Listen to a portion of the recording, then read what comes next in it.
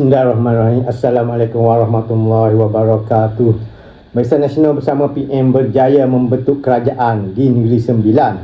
Adun Juasih dilantik sebagai Menteri Besar Negeri Sembilan yang baru, Menteri Besar yang ke-12 yang diisytihar ataupun yang mengangkat sumpah di hadapan Yang di-Pertuan Besar yang ke-11. Walaupun mungkin kebanyakan YB daripada Barisan Nasional dan Perikatan Nasional sangat berharap bahawa Menteri Besar baru Negeri Sembilan ini, yang ke-12 ini, akan mengangkat sumpah di depan Yang di-Pertuan Besar ke-12, terutamanya Datuk Seri Rais Yatim. Sebenarnya persoalan sekiranya BNPN ini menang di depan siapa yang mereka akan mengangkat sumpah sudah bermain di kalangan pengundi, di kalangan terutamanya penyokong-penyokong yang lawan BN. Mereka kata nak angkat sumpah kat siapa, nak angkat sumpah Menteri Besar kat siapa. Tetapi apabila BN diisytiharkan menang, Datuk Seri Zahid Hamidi, Presiden, dipanggil oleh Yang di-Pertuan Besar ke-11 ke Istana Hinggap dan bertanyakan status siapa yang hendak diangkat sebagai Menteri Besar. Ini kita bolehlah katakan bahawa Zahid sebenarnya sudah terjerat. Dia pun belum tahu lagi nak menghadap siapa, mungkin gitulah. Dan di sini kita boleh tanyakan kenapa Yang di-Pertuan Besar ke-12 tidak terlebih dahulu memanggil Zahid Hamidi. Jadi dalam tindakan ini Yang di-Pertuan Besar ke-11 agaknya lebih ke depan.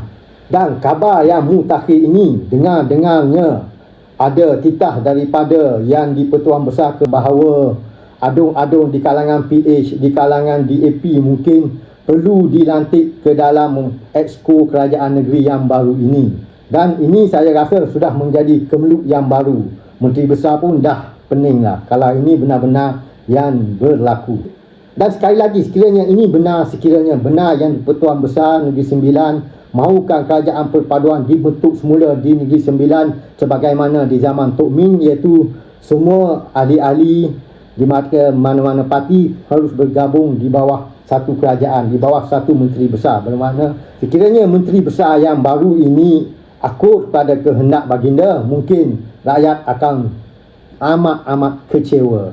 Rakyat yang sebelum ini yang bertukuh lumuh, yang orang Kelantan kata bercawak kotel nak memenangkan parti mereka, nak memenangkan cadung mereka, tiba-tiba diminta untuk bergabung dan mengambil semua ahli-ahli adun yang menang, tak kira di kalangan musuh ke, di kalangan lawan ke, mesti bersatu. Jadi apa perasaan rakyat? Mungkin rakyat akan rasa, oh, tertipu lagi. Bukan sahaja orang politik, bukan sahaja di kalangan pemimpin-pemimpin yang mereka pernah tertipu dan yang mereka pernah diperdaya. Mungkin mereka akan merasakan bahawa istana juga telah memperkecilkan undi mereka, memperkecilkan usaha mereka untuk memenangkan pihak mereka. Dan mungkin mereka akan kata, kalaulah nak perpaduan, tak payahlah kalahkan Anthony Loke, tak payahlah Tok Min itu kalah.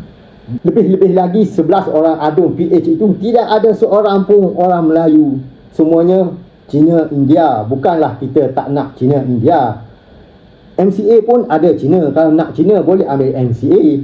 Dan paling besarnya perkaitan sekiranya benar titah daripada Yang di-Pertuan Besar ke-11 ini meminta agar kerajaan perpaduan ini diteruskan di Negeri Sembilan. Kita imbau balik apa orang kata. Ada orang Negeri Sembilan kata, orang-orang Barisan Nasional, adun Barisan Nasional berkata bahawa pihak istana dikuasai atau dipengaruhi oleh DAP. Jadi sekiranya benar Yang di-Pertuan Besar mahukan kerajaan perpaduan, mahukan orang-orang PH berada di dalam kerajaan negeri, bermakna apa yang dikatakan itu adalah benar.